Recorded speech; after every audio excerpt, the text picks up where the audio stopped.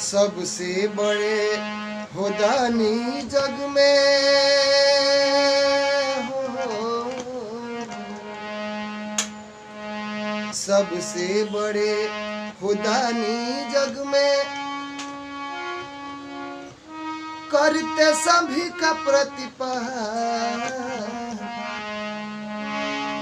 एक तू ही धन्यवान ए बाबा, बाकी सब कहूँगा। एक तू ही धन्यवान ए बाबा, बाकी सब कहूँगा। हे भोलेनाथ ईश्वरा महिमा है। भक्त महादानी से कहते रहे कि काशी में बाबा विश्वनाथ तेरी महिमा कौन न गाए, जो भी आए आस लगा कर मनवांछित फल पाए। काशी में बाबा विश्वनाथ तेरी महिमा कौन न गाए, जो भी आए आस लगा कर मनवांछित फल पाए।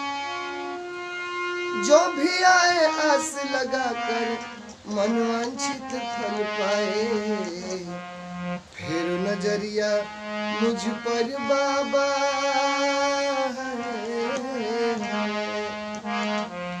फिर नजरिया मुझ पर बाबा, मैं तो फंसा जन जा। एक तू ही धन्यवान ए बाबा, बाकी सब कहूँगा। एक तू ही धन्यवान ए बाबा, बाकी सब कहूँगा। और भक्त भोलेनाथ से कहने का, हाथ में डमरू बैल सवारी, महिमा तेरी न्यारी। ओ घरदानी तू है बाबा, जाने दुनिया सारी। हाथ में डमरू बैल सवारी, महिमा तेरी न्यारी। ओ घरदानी तू है बाबा, जाने दुनिया सारी।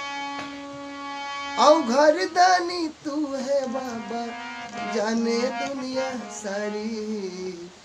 जटा से बहती गंगा मैया हो, जटा से बहती गंगा मैया, सोहे चनरमा भाल।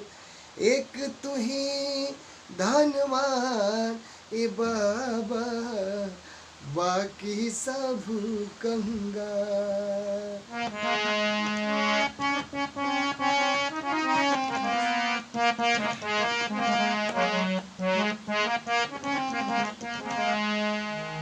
लास्ट में भगवान से कहले, आस लगा के मैं भी आया, नाव पड़ी मझधार। गहरी नदिया नाव पुरानी, तू ही हो पतवार। आस लगा के मैं भी आया, नाव पड़ी मझधार।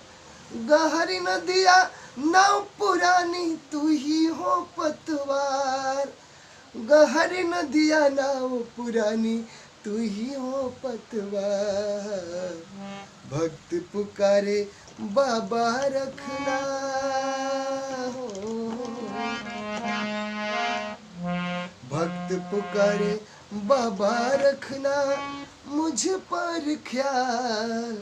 एक तू ही धन्यवान ए बाबा, बाकी सब कहूँगा। ए बाबा, बाकी सब कहूँगा। नमस्कार, प्रणाम। हम भोजपुरी गायक जपन जपानी और सबके गोड़ छुकी गोड़ लागतानी। ये भैया ये गाना अच्छा लगी तो शेयर करम, सब्सक्राइब करम और हमार पेज सिंगर जपन जापानी फॉलो करम। हमारी यूट्यूब चैनल हेमा काली म्यूजिक सब्सक्राइब करो। जय भोलेनाथ।